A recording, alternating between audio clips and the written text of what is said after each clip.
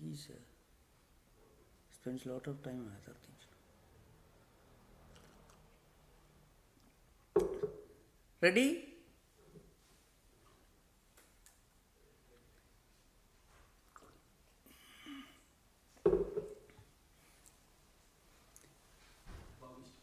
You start here. You come.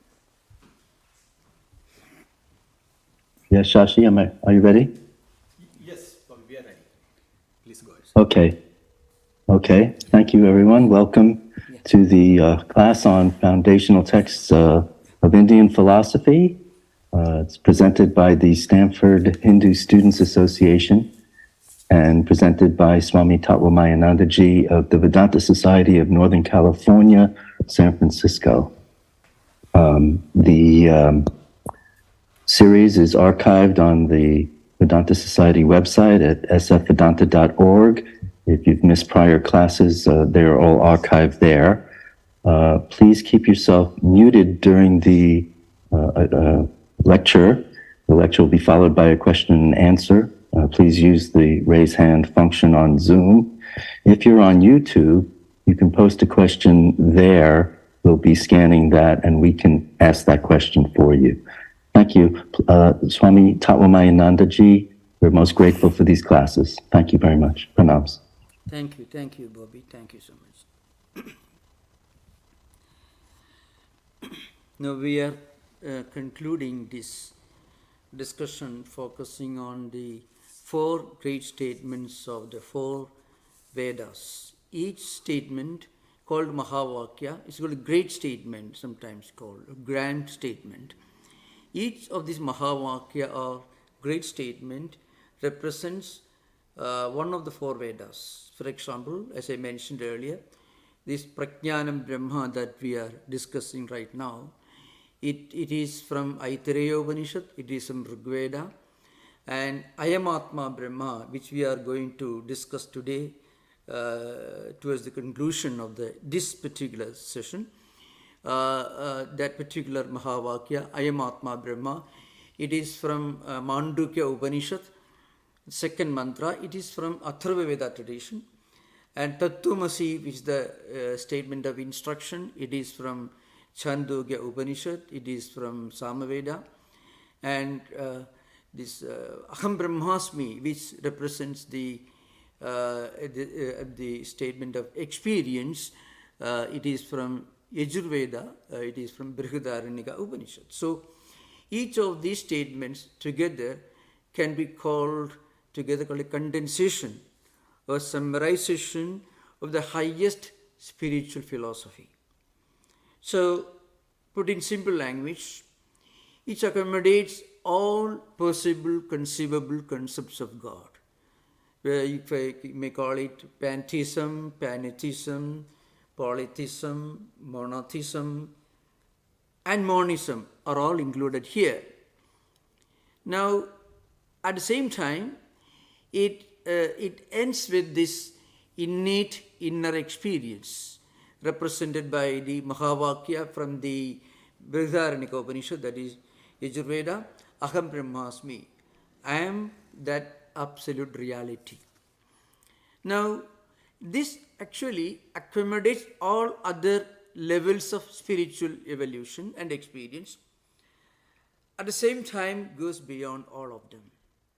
Now, if you look at the different doctrines and philosophical systems of world philosophy, religious philosophy in general, you find there is no mythology involved here, but it accepts mythology. But say there is something beyond mythology. There is no focus on a single God idea, but it accepts all conceivable ideas of God from any primitive, or you may call it the more advanced Brahmic or monotheistic traditions of Hinduism, that are all included here. So there is no rejection, everything is accommodated, but there is an emphasis which tells you that going beyond all this, when you become a spiritual person, then what you experience is your identity with the entire existence. That's the idea behind. God and his creation are not two entities. God and his creation are essentially identical. But this again, not a concept, not an idea, not a doctrine, but a kind of inner experience. So this is only just by way of giving a formal introduction to the conclusion of this particular session. Now, I already mentioned in my earlier sessions that in Hindu tradition, wherever there's a conflict or two different opposing views and ideas with regard to God or the highest spiritual experience or spiritual reality, then the authenticity is given to, or the statements of Upanishads are considered to be the most authentic.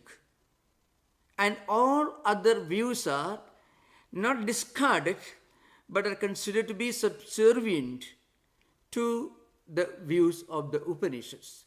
And the Upanishads never teaches you about any particular monotheistic created God idea. The Upanishads are only talking about the basic principle of spiritual unity and oneness of existence. In its simplest form, it makes everyone a better human being. In its philosophical, metaphysical dimension, it gives you this idea of the highest transcendental conceptualization of the absolute reality or God. This is emphasized in many of the state books called Smritis, which again are considered to be subservient in the sense less authentic compared to the Upanishads. So this Smriti Puraneshu Sudreva Giriyasi Avirodetu Sada Karyam Smartam Vaidigavasada. So many statements are there. So this Smriti Purananam Virodo Etra Dushide Tatra Sodam Pramanam Syat Tayodvede Smriti. I already quoted many of these statements from Jabala Smriti, Vyasa Smriti, Abhastamba Smriti, and others in the earlier sessions, which you can, if you want, you can refer to that.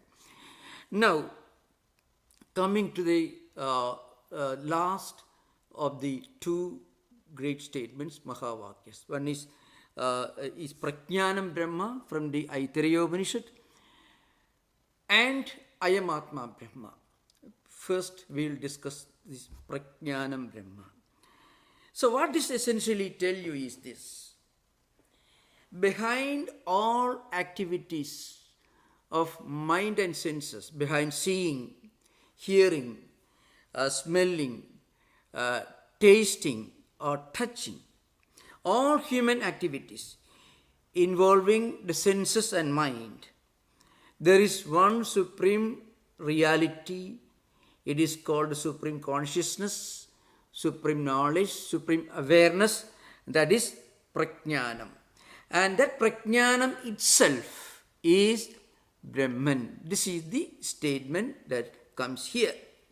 And now I mentioned this earlier, in one of the minor books in Vedantic canonical tradition, it's called the Prakarana Granthas, it's called Panchadasi. Panchadasi is important because Panchadasi is the most advanced philosophical introductory work. It's quite a huge work, very exhaustive, much more exhaustive and much more important in the Vedantic tradition than even Vivekachudamani and other books.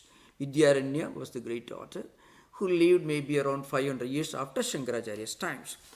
So in his well-known book Panchadasi, he defines these Mahavakyas statements in the 5th chapter of Panchadasi, which has got 15 chapters. It's called Panchadasi. It means a book with 15 chapters.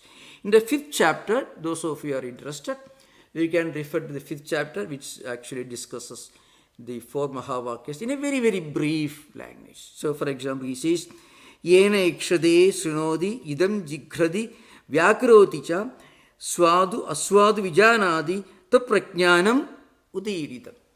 That is prajnanam, that is awareness, that is consciousness, that which that by which a man or a human being sees, hears, smells, speaks, and distinguishes sweet and bitter taste. This is the statement, very simple statement. What it means is this. You know, we suppose you have a glass of water in front of you. You may say that it is the water that you are going to drink. Or if you have got a book with you, you say, this is my book. And this is the water that you are going to drink. This is the book you are going to read. This is my book. So you don't identify your own identity. You don't identify yourself with the book or the glass of water you are drinking.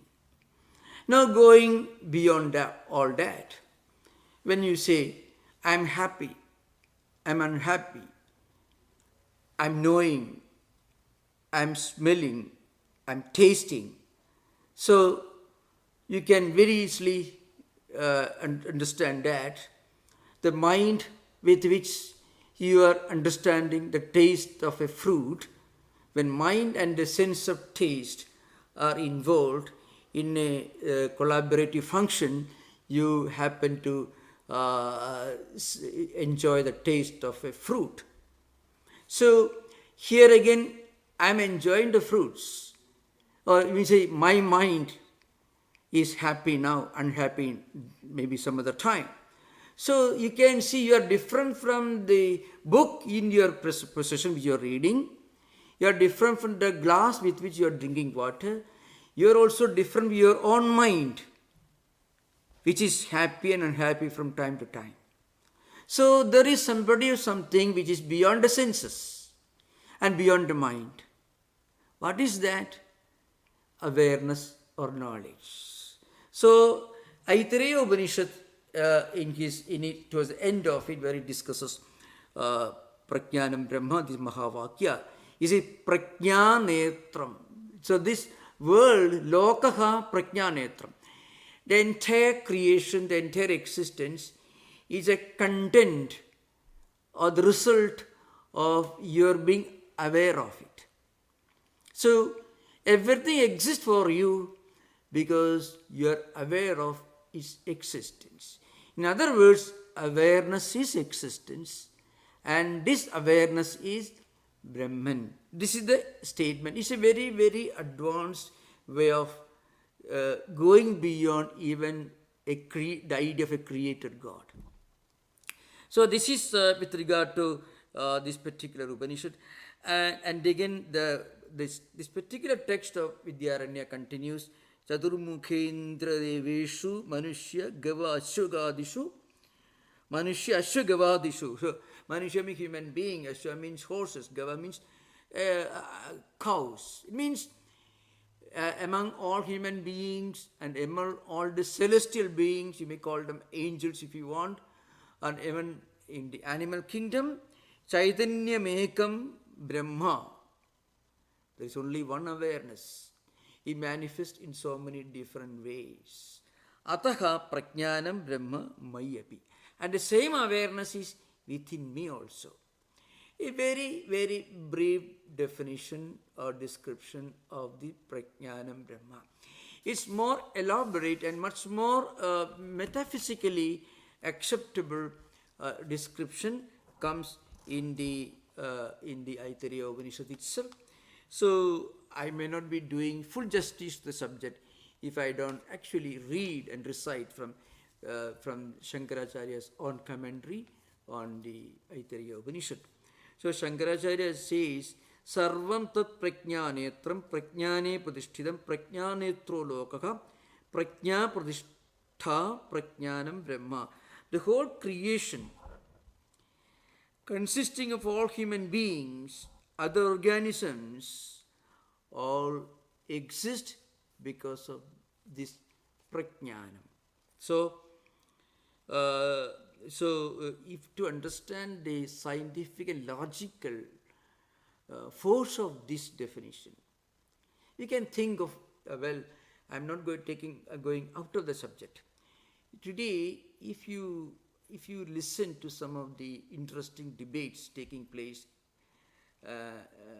among the agnostics, atheists on the one hand, and the traditional religious theologians on the other hand. One important question that frequently these atheistic philosophers point out. They say that we don't want this world to be cluttered by a God. They can find such terrible statements. And if God is so wonderful, so compassionate, such a wonderful person full of compassion, then why should this God create this, COVID-19, all the diseases? So you find small little babies die at their birth. God is so compassionate. Why should He create so many problems in this world? So, either He is not very compassionate, but He is all-powerful. So He creates this cruel world. Or He is not all-powerful, He is helpless, though He is compassionate. So a God who is all-powerful and also equally compassionate cannot create this problematic world. It is the main force of the argument, whether Richard Dawkins or anyone else. I'm not going to, some of the most prominent ones. There are other, other philosophers who may use a slightly uncomplimentary language sometimes in criticizing popular religion, like Christopher Hitchens, who is no more. So the point is, they all point out, why should God be so compassionate? Be called so compassionate. And then He creates this world. Or why should you consider God so all-powerful, who is incapable of creating a better world in spite of His compassion? Now here, when you come to Vedanta, Vedanta doesn't end with the creator God idea. Vedanta tells you that beyond even God idea, let us look at this world, let us look at the whole creation and make an analysis of the origin and nature of the world from a purely logical point of view. Then you say everything in this world contains one principle, that is called awareness. And once you refine this awareness by practicing human qualities, by becoming more humane, then this awareness within us will manifest more and more, and we become better human beings even without the assistance of a God, as Buddha proved and demonstrated in his life. Buddha did not accept affirm a creator God, but apparently he is one of the most loved and non-controversial religious teachers the world has ever witnessed. So here Shankaracharya says, everything is prajnanetram, lokaha prajnanetram. Everything is the result of awareness. In other words, everything in this world exists because we are aware of its existence. Purely logical, we call it psychological analysis of spirituality and religious philosophy. It continues, Sa esha prajnanupa atma brahmaparam sarva sharirastha prana prajnatma antakarana ubadishu anupravishtu jala bheda gada surya pradibhimbavad.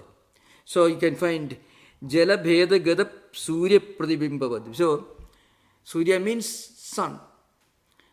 So suppose you have got a huge pot of water with plenty of water, and the sun reflects. It's called pratibimba. Sun is bimba, the prototype, and reflection is called pratibimba. So jala bhedagada surya pratibimba. So a number of, let's say, pots or different shapes and sizes, and the same sun reflects on all these objects because of the water that is present in those pots. Like that, the same principle, the same Atman, it reflects in all of us. And depending upon the quality of the water, the reflection of the sunlight may change. Similarly, depending upon the quality of our own emotions and feelings and thoughts and memories, our own buddhi or intellect, our own antakarana, internal organs, our own mind and intellect, our own emotional system, depending upon all this, that supreme reality reflects. Swami Vivekananda's statement, which I quoted many times in his Jnana Yoga lecture, Swamiji says, the difference between an amoeba and a Buddha is one of degrees and not of kind. What Swamiji says is this. In an amoeba, the same Atman, the same prajna, awareness, reflects in a very, very low degree. Because amoeba is a very primitive organism. Like, for example, sunlight. If you have a pool of water in a pot, if you have a pot full of water, but very dirty, very muddy, so you may get a very, very small little reflection of the sun. But if the water is pure, like a pure lake, then you get a very wonderful, a complete, pure reflection of sunlight. So like that, depending upon our own mind, our own thoughts, our own emotions, our spiritual evolution happens. So every person can turn himself into a wonderful mirror where sunlight reflects in all its effulgence. Through practice of spiritual disciplines, by reading great books, by thinking, which will certainly change our lifestyle, our emotions and feelings, which certainly make us better human beings, by prayer and meditation, we can turn our own mind into wonderful reflecting mediums. So every spiritual practice, including worshipping in a temple, in a church, in a Buddhist place of worship, in a synagogue, or anywhere where you go and pray and meditate and read scriptures, all these spiritual disciplines will help us to clean this reflecting medium, our own mind. And as the surface of the mirror becomes more and more clear and clean, you find the sunlight reflects better and better. That's why the great commentator says, Brahmatma antakarana ubadhishu anupravishtaha. What it means is, antakarana means this compartment which has got four parts. Thought process, emotions and speculative faculty is called mind, which is mana. Determinative faculty called buddhi or intellect. Our faculty of remembering, keeping a huge house of memories in our system is called chittam, and our own identification, ahankara. So these constitute the whole mechanism of the mental world. So Atman is present in it. Remember, it doesn't mean that we are all Atman as the physical body. No. It means the divine spark of the transcendental reality, Atman, is present in all of us. Just as the sun is present in all the different pots and pans which are filled with water. But depending upon the quality of the water, the reflection may change. Again, this idea is further advanced in the commentary. Tat edat pratyasmida sarvobhadi vishesham san niranjanam nirmalam nishkriyam shantamega madhyam neti neti sarva vishesha apoka samvedyam sarva shabda pratyaya gocharam tat atyanta vishuddha prajnobhadi sambandhena sarvajñam ishwaram sarva sadharana avyakrita jagat bija pravartakam niyantritva antaryami samyam bhavati. So it is called the antaryami, means the inner dweller, the indweller. How? This Atman cannot be defined by words, cannot be objectified by the senses. We cannot see them with our eyes and mind. But the ability of the mind to see everything around, all these empirical objects, that ability of the mind and eyes and other senses of perception, that's because of the presence of the divine Atman within us. So Atman is beyond all these functions, but without Atman's presence, these functions cannot happen. So it is pure, nirmalam, niskriyam. It is beyond all actions, cannot be defined in terms of doership. That's why, the sarva vishesha apoha samvedyam, sarva shabda pratyaya agocharam. So in Vedanta, this is a very important principle. Atman, or maybe in popular language you can say God. God as defined as Atman cannot be understood or defined by the senses or by words or by any of the tools of epistemology. So sometimes it is called sarva pramana avati, transcending all tools of epistemology. In popular epistemology, at least in Vedanta, there are 6 principles involved, accepted in Vedantic epistemology.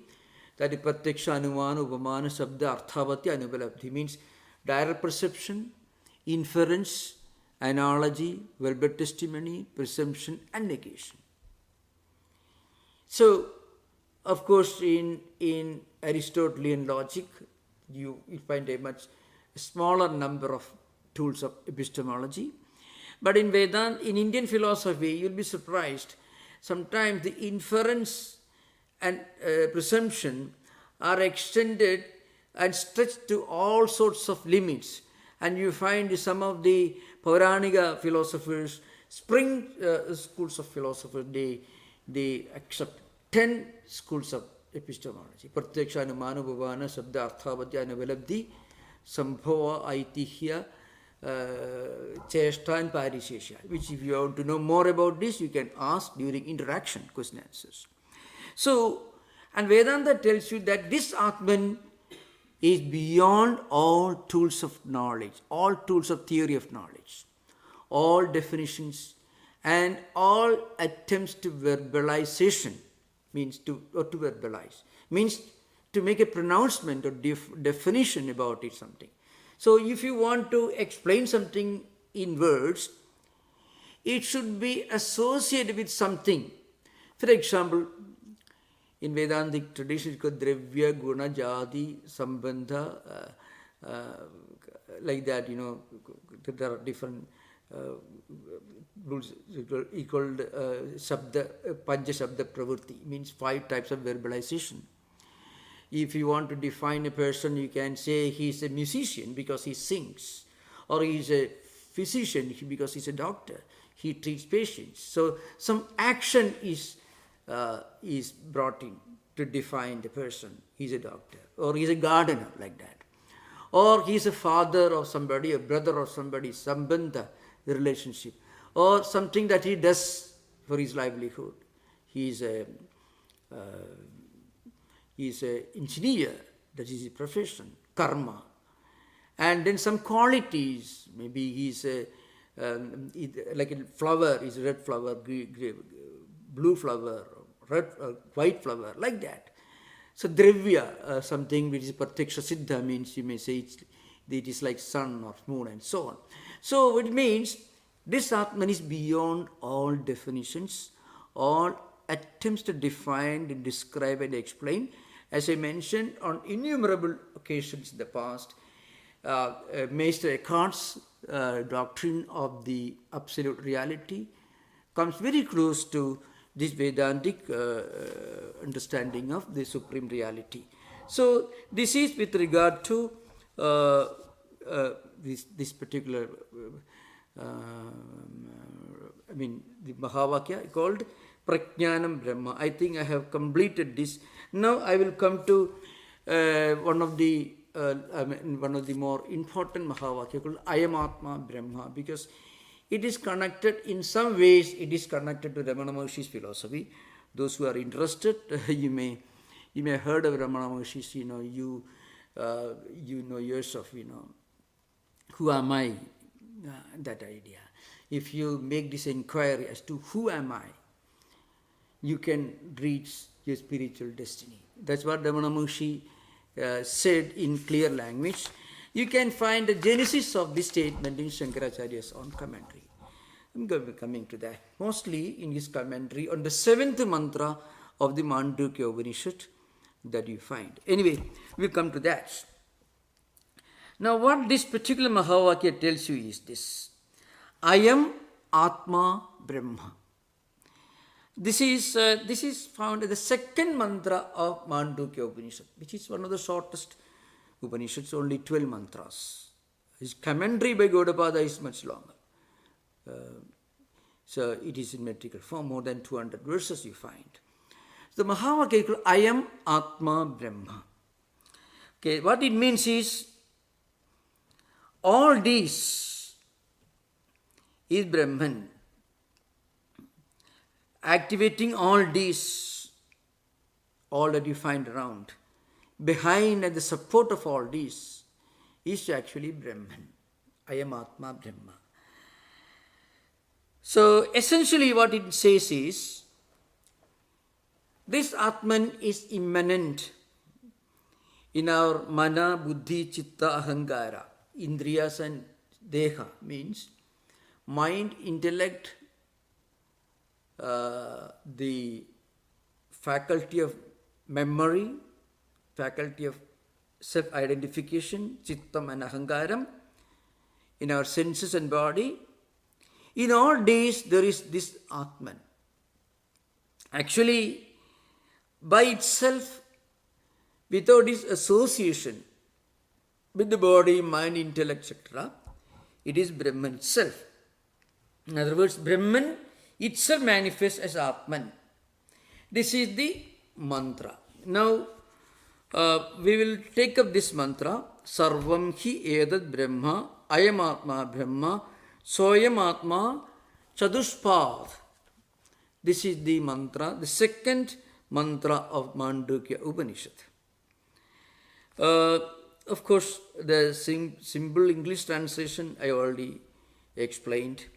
All this is Brahman. And then this Atma is Brahman. This divine spark, the divine presence, is immanent in all of us. That itself is Brahman. And then this Brahman is endowed with, or it has got 4 quarters. This is the last part, which is not part of Mahavakya, Chaduspad. So, I am Atma, Brahma, then Saha I am Atma Chaduspad. And this Atman has got 4 quarters. This is the statement. Now, without Shankaracharya's commentaries, I would tell you, many of these Upanishad mantras would have remained absolutely, historically unknown. Because before Shankaracharya's birth, before he wrote these commentaries in 8th century, some of these mantras were referred to, and some of the pre-Shankarite exponents of Vedic philosophy, who were mostly Mimamsakas, and also some of those who wrote etymological works on Vedas, for example, Yaska's Niruktam, and before that there was a Veda Nikhanduvas, that actually goes back to 9th century BC. Yaska's Niruktam etymological work belongs to 6th century BC. And even later on, there were some books, Skanda Swami's book, his commentary on Vedas, it also is a very ancient one, going back to 6th century BC.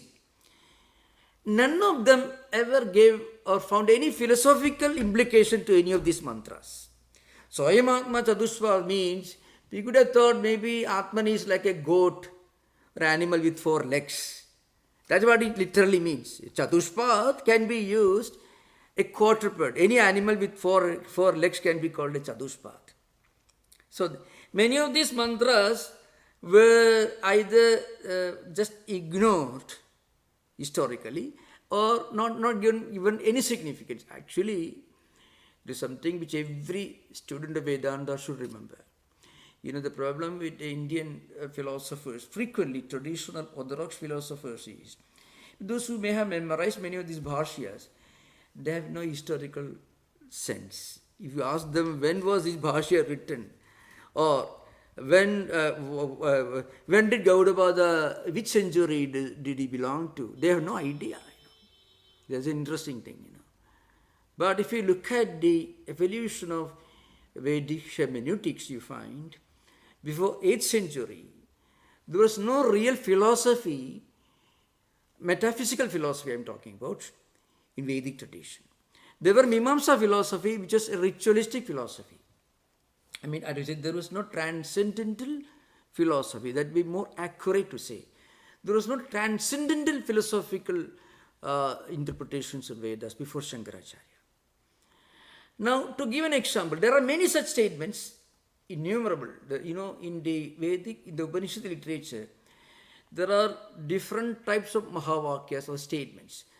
4 Mahavakyas, then there are also Upamahavakyas, secondary Mahavakyas. And also there are many statements, secondary statements. There are many statements which are deeply metaphysical, loaded with lot of spiritual and philosophical implications.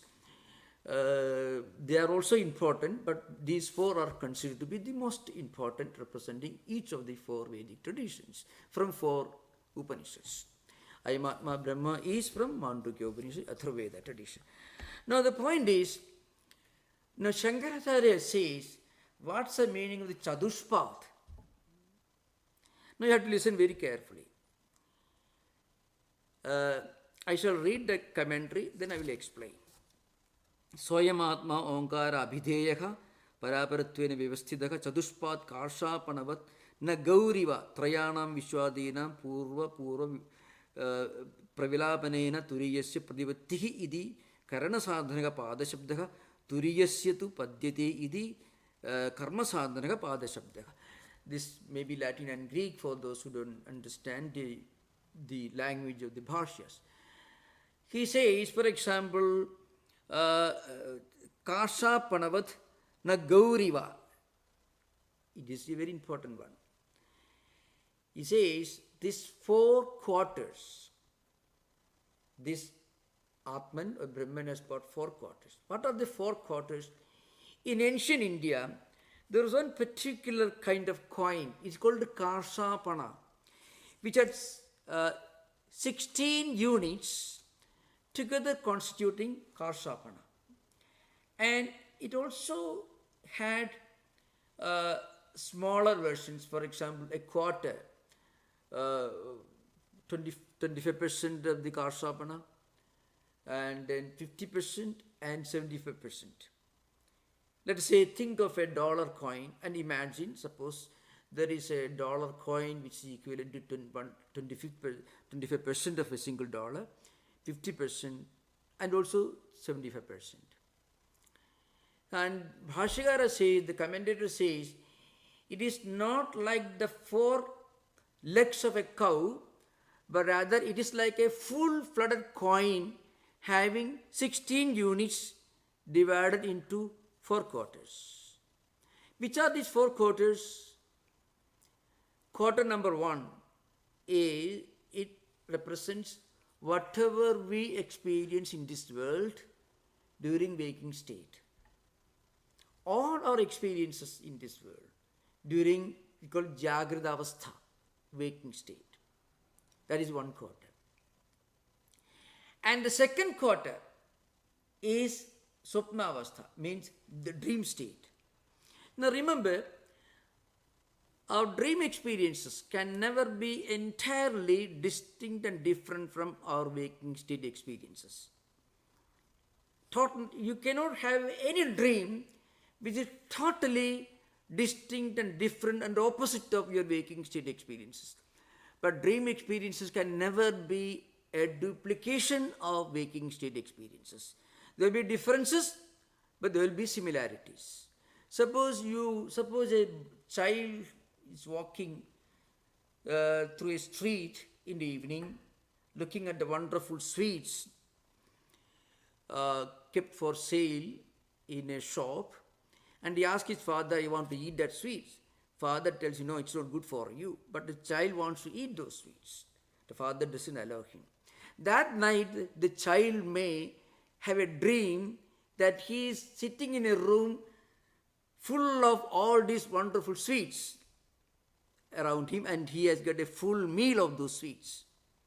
He wanted to go to a movie. If the father doesn't allow him, that night he may have a dream going to a theater and watching the movie.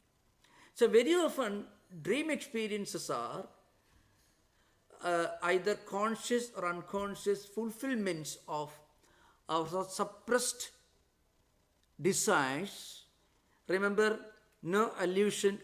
Please don't bring in the great psychologist, I forgot his name, the dream analysis. Sigmund Freud? Sigmund Freud. Kindly don't bring in Sigmund Freud here, because this is pure Vedanta. There's nothing to this, suppression, all those things. Absolutely no. That's totally different. So I want to just, in a legal language, you get a permission before your legal action is called. Right? So something like that. So I don't want this subject to be discussed in the light of Sigmund Freud. It will be absolutely, impolite, at least to Vedantic tradition. So the point is, it is no suppression. A child may have a desire to do some things, and he may not be able to do that during waking state. He may want to go to New York, but he may not be able to do, and that night he may feel that he's going to New York. So, but at the same time, going to New York in dream takes one split second. In waking state, it takes 6 hours from San Francisco. It involves a lot of physical endeavor, going to buying ticket, going to airport and so on. In dream, just a split second. So everything is mental. No physical activities involved, no senses of actions involved. So it is more subtle during dream, it is gross during waking state.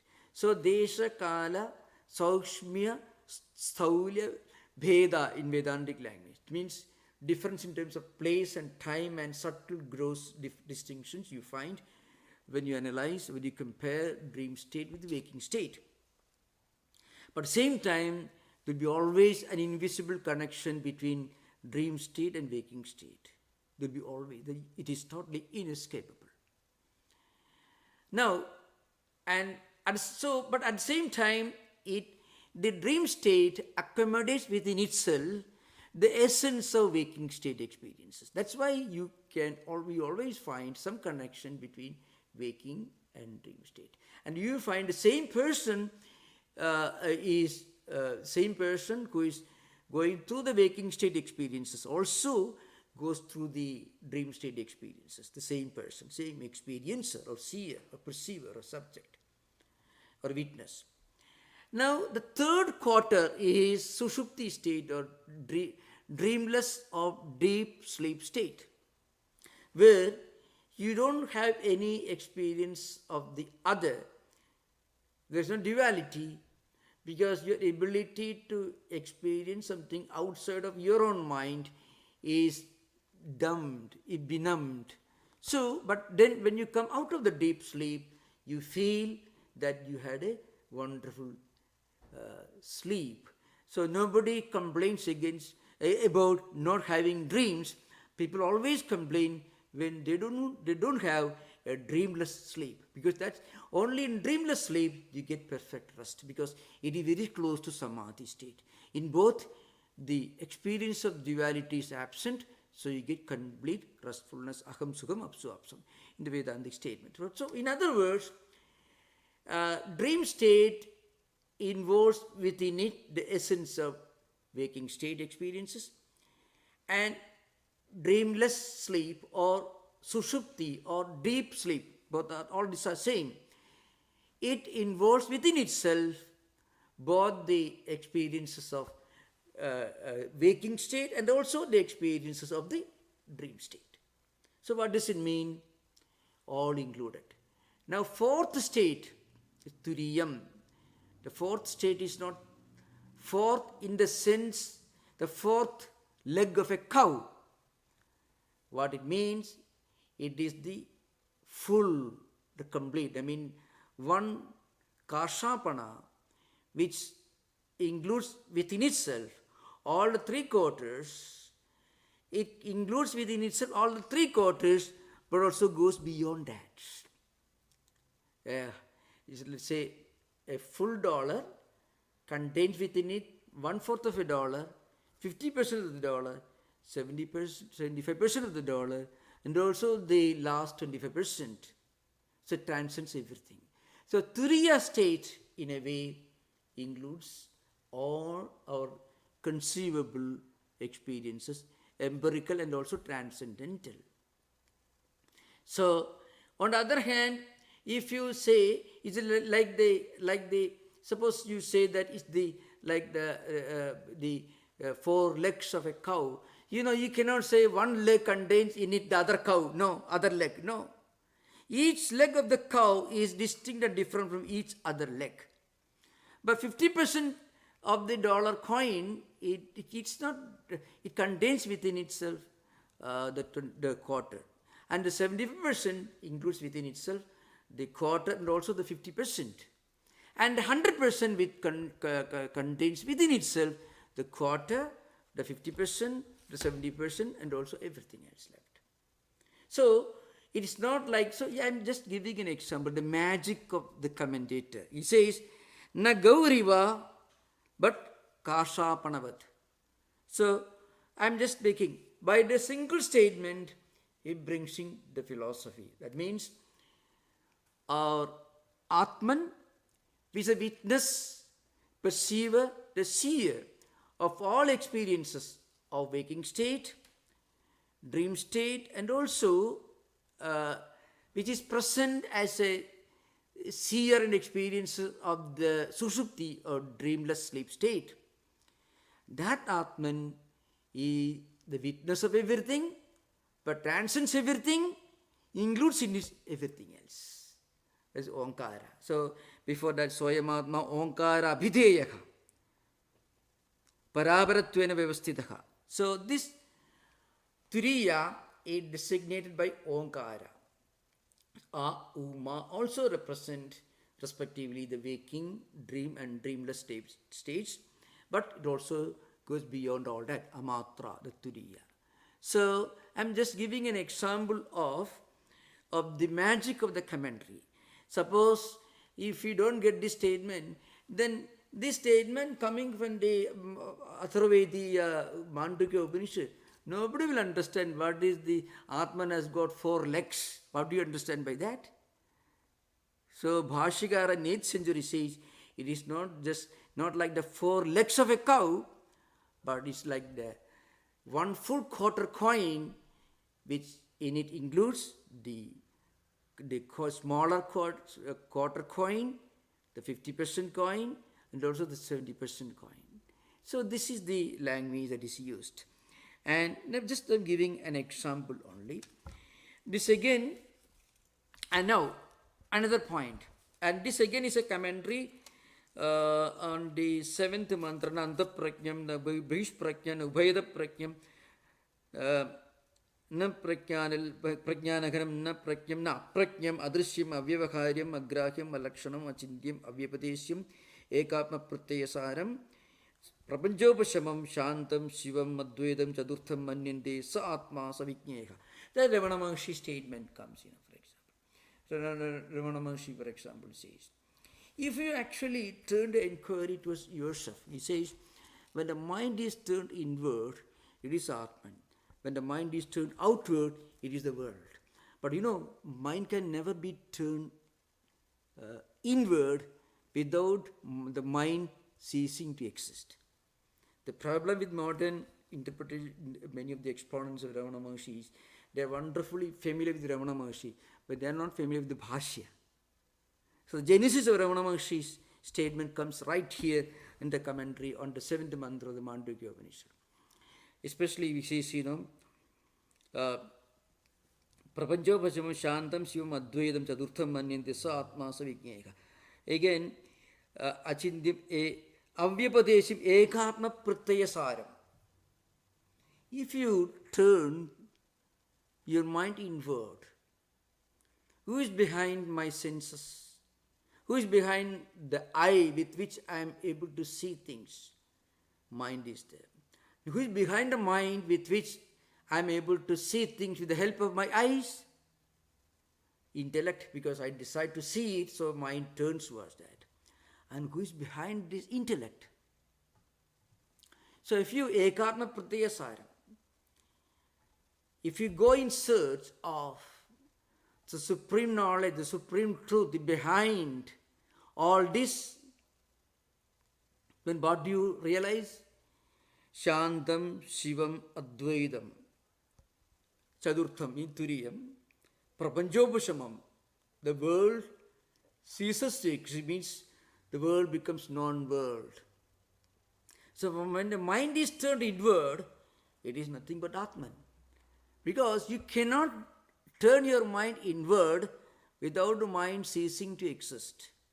So it's called Amani Bhava. Amani Bhava means mind becoming non-mind. This is an important thing. Because Paranjikani is Vidrana Swayambhu. Because mind is designed to look outward through the 5 senses of perception. Looking here means perceiving. So mind perceives the world either through the eyes, through the ears, through the smell of touch, smell of taste, and the smell of hearing, of course. So eyes, through you seeing, hearing, smelling, tasting, and touching. 5 senses of perception. That's how mind is designed. Mind is designed, originally designed, to look outward towards external things. That is its fundamental function. When that function is denied, then mind cannot exist as mind. So mind turning inward means mind ceasing to be mind, mind becoming no longer mind. And then what happens? Egatma pratyaya saram. So when you go in search of the supreme truth,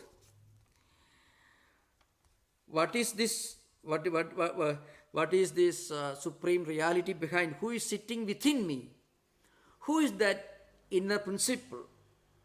Then you realize the supreme truth, which is beyond raga dvesha, which is purity itself, which is one without a second, which is self-effulgence. And that is Turiya, that is Atman. So that's why, then again, of course, Adrishyam Avyaharam, it cannot be seen, you cannot interact with it, and then it doesn't have any external signs or symptoms, it cannot be even thought about, Achindyam, like that, it goes on. And when you go in search of it, you finally realize the supreme truth. And Shankaracharya says, Tada antaprajnatvadi pradisheda vijnana pramana samakalameva atmani anartha pravanji nivrti lakshanam phalam parisamaptam idi turiyadhigame pramanantaram sadhanantaram va namrugyam. Rajju sarpa vivega samakala eva rajjuam sarpa nivrti phale sati rajju adhigamasya. What it says is, suppose there is this rajju sarpa, this snake rope analogy, you may have heard of it. That everyone knows. The semi-dark room where there's a piece of rope, you mistake it for a snake. Now when you bring light into the room, that very moment, samakala iva, Bhashyakara samakala iva means, when you bring light and you realize it is not a snake, it is a rope, you don't then think about the snake at all, because the snake was an idea in your mind which existed only because there was not enough light. When there's light, the snake idea also disappears. So at that, that's why parisamapta miti turyadhigame pramanantaram sadhanantaram pradisheda vijnana pramana samakaleva. The moment you bring light and you understand, you are convinced that it is not a snake, samakaleva, at that very moment. And that means pradisheda vijnana pramana samakalameva. The very moment you bring light and you realize it is not a snake, that very moment, without a split second, you understand it is rope. It's like that. The moment you go in search of your own real inner principle, going beyond the sense objects, senses, mind, intellect, and you just go in search of this Ekatma Pratyasaram, the supreme reality, the one supreme knowledge. At that very moment, you realize that this is, you are yourself, this Atman. All this prapanchopashamam, this empirical world, all they are transcended. Remember, upashama sometimes can be translated as destroyed, not destruction. You transcend. When you bring light and you realize it is not a snake but a rope only, then actually the snake is not killed. The snake idea is transcended. Sometimes, so remember, often the technical language in the commentary is very subtle. So, prapanchopashamam doesn't mean that prapancha, the world, is destroyed. When you bring light and understand it is not a snake but a rope, you don't kill the snake because there is no snake at all. The snake idea itself is transcended. Like the prapanchopasama means you transcend the prapancha, it transcends the world. Like that, when mind is turned inward in search of the supreme truth, then what happens? You transcend mind itself. And when mind is transcended, world is also transcended. And that very split second, you realize your own oneness and unity with the entire creation. So with this we conclude our very brief discussion of the four statements. And next class onwards, we will discuss Ramanuja's Vishishta Advaita philosophy, which is one of the most important philosophical systems of the Advaita tradition. Okay, thank you. Now you can have interaction. Most welcome. Yeah. Thank you, Maharaj. Thank you. The two Davids have hands up, and the first one is David Milstein. David, you're muted still. Please unmute yourself. Not audible, yeah. Okay. Yeah. Okay. Good afternoon, Swami. You had mentioned that the argument that atheist and agnostic often pose is that, well, if God was so compassionate or had the power, he would not permit suffering in the world. Right after that, you stated that meditation, compassion, self-reflection, awareness are the goals, or some of the goals of Vedanta, and that will make you a better person and make you happier. And I'm kind of wondering what's the relationship between those two concepts, and why did you mention one right after the other? Yeah. I was trying to link it with Buddhism, I mentioned Buddha's name, remember? Buddha spirituality exists without the assistance of a creator God idea. Buddha is a marvelous example of a spiritual person. Remember, Vedanta doesn't reject God. It's an important thing. That the highest Advaitic idea of the supreme reality goes beyond even the most compassionate interpretations of monotheism. So, I was implying that this, if you are confronting a group of atheists and agnostic philosophers who project this kind of arguments against the idea of a creator God, you can put forward these ideas, because they have problem only with the idea that a creator God who is compassionate, who is watching all of us, and who is very all powerful. That's the only idea that they can confront. And you often, in most of the debates, the theologians are very sad, very badly defeated. I don't think there was any prominent debate where these agnostics were not victorious.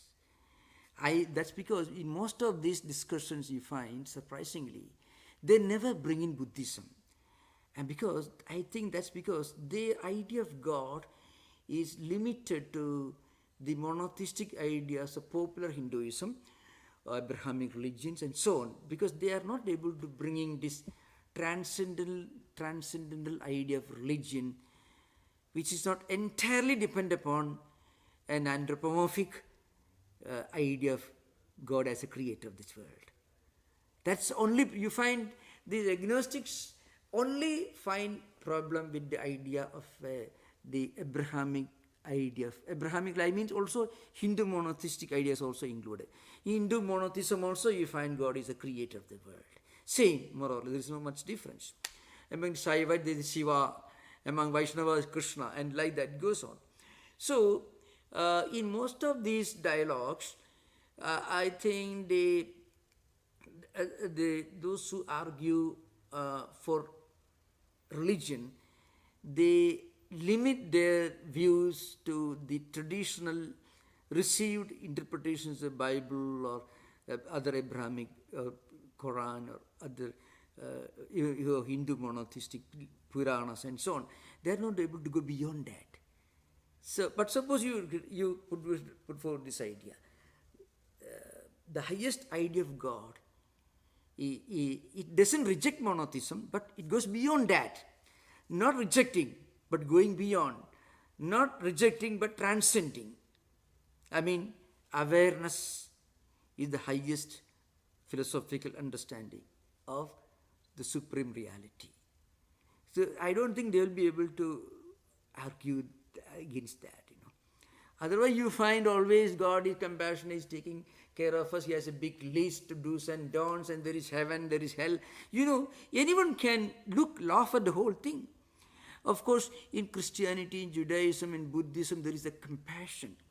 The idea of God, messenger who is embodiment of compassion. If you get to the Gita, Krishna is a great spiritual philosophy, lot of spiritual common sense, compassion, all these humanistic ideas. But there are other traditions which may not be so rich in these humanistic ideas.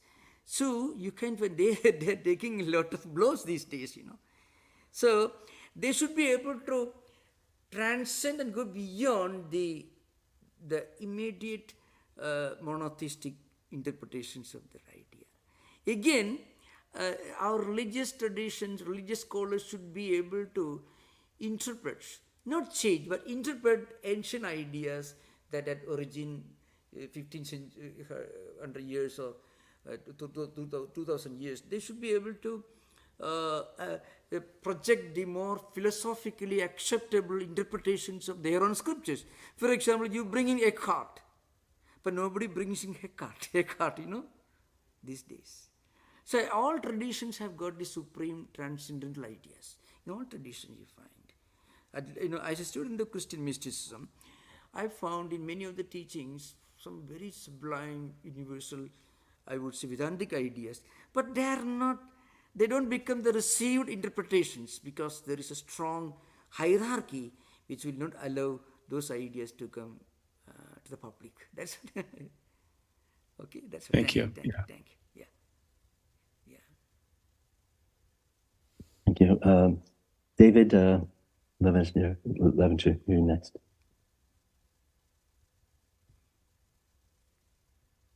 You're also muted. Please unmute yourself. Hello, Swami. Yeah. I have a question.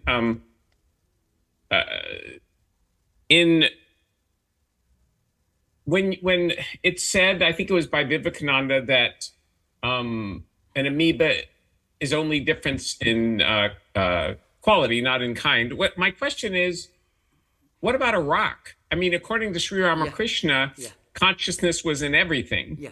in his stage of Bhavamukha. So isn't a rock also Yeah, yeah. just a I shall come to that. So, again, the original quotation is the difference between an amoeba and a Buddha is one of degrees and not of kind. So, here the emphasis on different levels of the manifestations of the divinity already in everyone and everything. So, in amoeba, the manifestation is a very low level.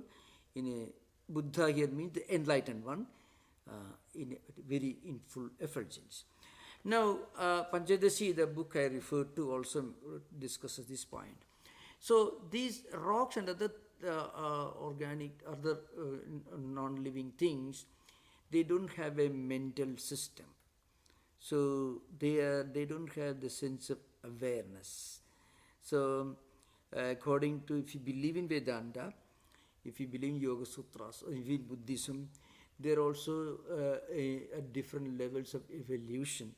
It's not absent, but in the Panchadasi you find, suppose there's a wall, and then you focus, you project with a mirror, you project sunlight on the wall. If the mirror is a square shaped, you can find a square shaped patch of light on the wall, which is already got light in it. But the patch of light, which is reflection of the mirror surface, that is different from the wall itself. The rocks are like the walls, and all different living creatures are like the patches of light. Because the antakarana, the mental system, is totally absent in a rock and other things. That's a difference, yeah. Thank you, Swami. Yeah. Thank you, David Leventer. Shay Felix is next. Yeah. Hello, all. My question is, on this Mahavakya, I am Atma Brahma, how do the other schools of Vedanta view that statement? And also, like this other statement in verse 7, that Brahman is Shantam Shivam Advaitam. So these other schools that are Dvaita, do they view Mandukya Upanishad? Do they have a different interpretation of it? Or do they not view that Upanishad as high as the other scriptures? That's my question. Thank you. Yeah. There are 6 other schools of Vedanta, like Advaita. After Advaita, there are 6 other total, altogether the 7 prominent one: Ramanuja, Madhva, Vallabha, Nimbarka, Chaitanya, and so on. So, I mean Baladeva's Chaitanya school. So I will come to that one after another.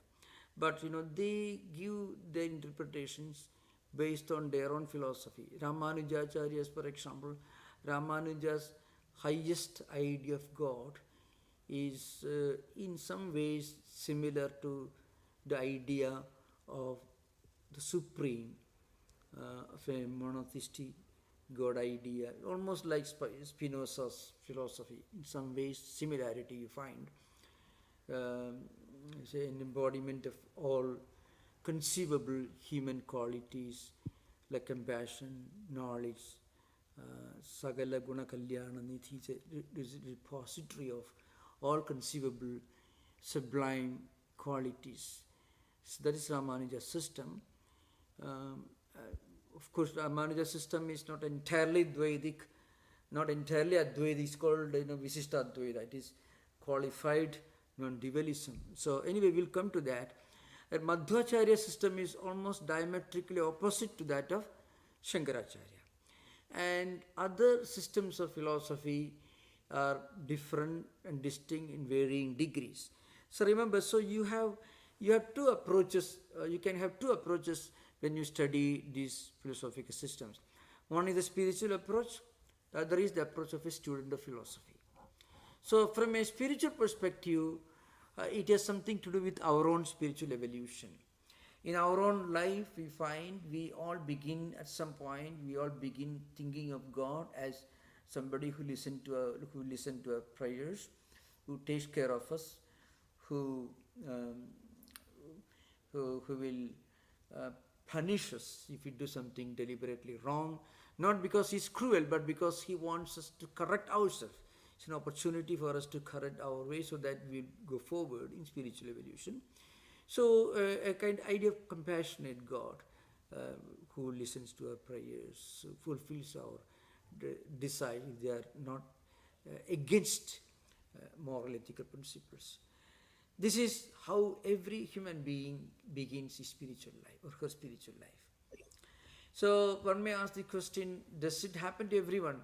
Vedanta will tell you that, well, if you are born with a natural tendency for Advaita, that means you must be dissatisfied. You must have found you may not be fully satisfied with the non-dualistic, non-Advaitic ideas of God. So you want to go beyond that. If you are at the very beginning of your life, so in that case, Vedanta will tell you must have already done a lot of spiritual practice in a previous life, which make you fit for the highest spiritual aspirations at the beginning itself. So gradual evolution from many to one, from Dvaita to Advaita through Visishta Advaita. So this is the spiritual way of looking at the whole thing as a spiritual evolution, spiritual journey. From a philosophical point of view, you can say it's a natural search for the one ultimate transcendental principle. So you can find glimpses of this thirst for the supreme, for one supreme truth, in different ways, maybe in pre-Augustinian Greek thoughts you find. But of course, when religion sometimes interferes with the growth of philosophy, the religion, the theology becomes dominant, then this natural urge for the universal, for the one, for the idea that the whole creation is one supreme existence, that doesn't happen when your spiritual journey is blocked by the hierarchy of religious doctrine. This happened in many traditions. India also it happens, everywhere it happens. But you find many great thinkers like Oppenheimer, who was reminded of the Bhagavad Gita when this explosion took place. Or when the great American devotee of Ramana Maharshi went to India to meet Ramana Maharshi, and he never looked back. So Paul Brunton, you find Paul Brunton. So you find many great thinkers. Apparently they didn't have any acquaintance with Advaita philosophy, but when they came to know that, they naturally felt at home in the environment. So Vedanta will tell you they were practicing in previous life, the Vedantic way of putting things. That's the idea behind. It's a gradual evolution, inevitable evolution. And remember another thing I want to mention to you. In most of the religious traditions you find, there is this possibility to transcend hierarchy and transcend even monotheistic ideas. Very often at the spiritual, mystical level. But what happens at the mystical level, in one's own subjective spiritual level, may not always be appreciated by hierarchy. So that's an important thing. It's inevitable for every human being to evolve. Because, in Vedanta, as bodies, human bodies, we are the same 5 elements constitute human beings everywhere. As Atman also we are the same. So where is the difference? As Atman, every human being, no matter what religion he or she is born into, or even if he doesn't have any religious tradition at all, as body we are all same. And as Atman also we are the same. So where is the difference? This difference is often brought out by cultural factors, historical factors, and so on. But I can assure you that in many of the higher mystical traditions, there is always this spark of the Advaitic experience, this urge for transcending everything and experiencing the presence of the divine within oneself, within one's own inner being, that you always find in many of the mystical traditions, which in a way explains why many of the mystics only received acceptance and recognition post-mortem. They received only post-mortem recognition. So, okay, that's all right. Thank you. Thank you, Maharaj. David Leventer has a follow-up question. Yeah. David, your hand is up. There you are. Yeah. Hello, Swami. My question to follow up what the other David asked is the answer then that God is compassionate because we all have the ability to realize the truth of our existence, that we're Atman, Yeah. and that's why that's the ultimate compassion, is that we none of us have to suffer if we just practice. Yeah, like Sri Ramakrishna says in this very clearly, Sri Ramakrishna says, for somebody like Sri Ramakrishna, Advaita is a matter of his everyday, every minute experience. But still he was living in this world as a normal human being, but Advaitic experience was his everyday, every minute experience. But he also says one thing, keep Advaita in your pocket and live in this world. So this is an important thing. So you don't project it with your right hand. You work hard with your right hand, keep it somewhere in your pocket. What does it mean is, for the normal spiritual seekers, Advaita as an ideal, as a concept, is very significant and is very important, because it prevents us from becoming fanatical, because non-Advaitic systems have this potential danger of fanaticism. Somewhere it lurks. In all Advaitins also can be fanatical, but not real Advaitins. Sometimes Advaitins also can be very fanatical at a doctrinal level, but not, because as I mentioned this many times, the Advaita tradition of Shankaracharya, you can also go to a nearby church and pray. You can also go to synagogue, Buddhist temple. You can practice even the grossest of rituals. You have seen people circumambulating mountains, like even in Indore, in Omkareshwar, in Ramana Maharshi's, the Shiva temple, people go around the mountain. You heard of this. That also will be uploaded by Shankaracharya, who talked about the presence of the divine within ourselves. Highest Advaita, who actually, in Shankaracharya's system, you don't have to go to a temple at all, because the temple is your own pure heart. But the same Shankaracharya wrote all this devotional poetry. So the grossest of devotional practices also can be done in a sublime manner. It's an important thing. But then, suppose you say, no, you should go around this mountain every day, 3 times. That's the only way to realize, to become spiritual. There you are facing a problem. There, it's not spirituality. It becomes fanaticism. This happens everywhere. You go around this place, you do this ritual, otherwise you cannot be spiritual. You can find the great differences in different denominations. Most of the problems of schism in medieval church happened because of some minor differences between some kind of minor rituals. Even in India, it's only 2.1% Christians. There are innumerable denominations, lot of conflicts, litigations, legal battles going on in many places.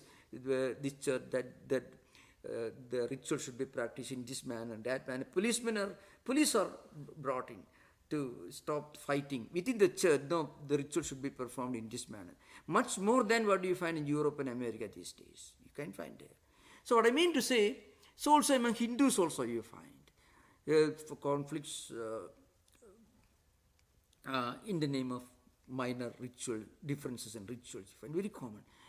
But it doesn't take a violent term, because finally it's not accepted by enlightened people. So what I mean to say, so even the grossest of non-Advaitic rituals do have the sanction of Advaita, but you should not be fanatical about it.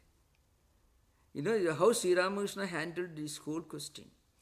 Yam came to Sri Ramakrishna, the second day or first day, and Sri Ramakrishna asked Yam, Mahendranath Gupta, the chronicler of the Gospel, do you believe in God with form, without form?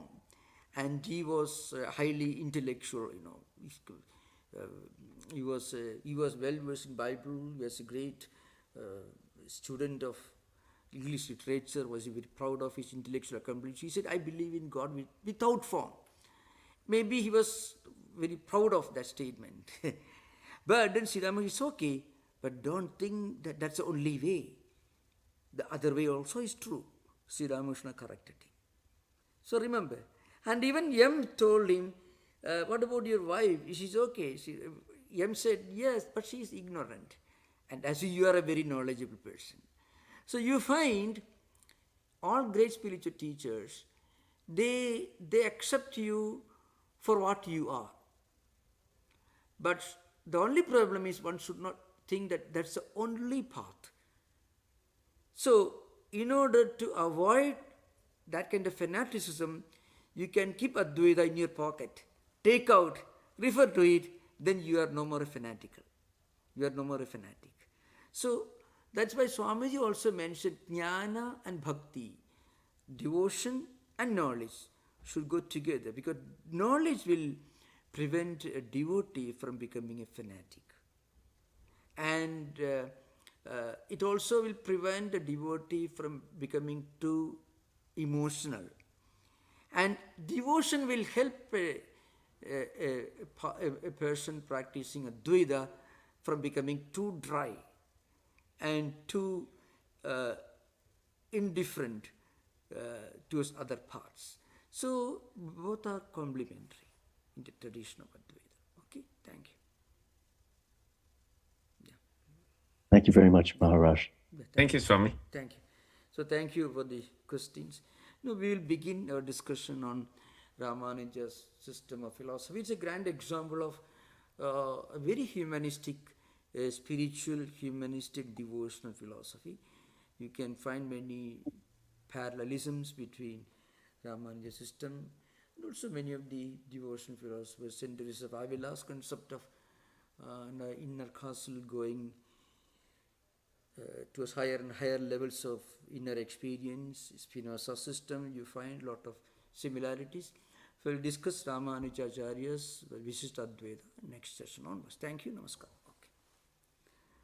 Om Shanti Shanti Shanti Harihi Om Tat Sat Sri Ramakrishna Arpanamastu. Pranama. Namaskar. Namaskar. Thank you, Swamiji. Yeah, namaskar, namaskar.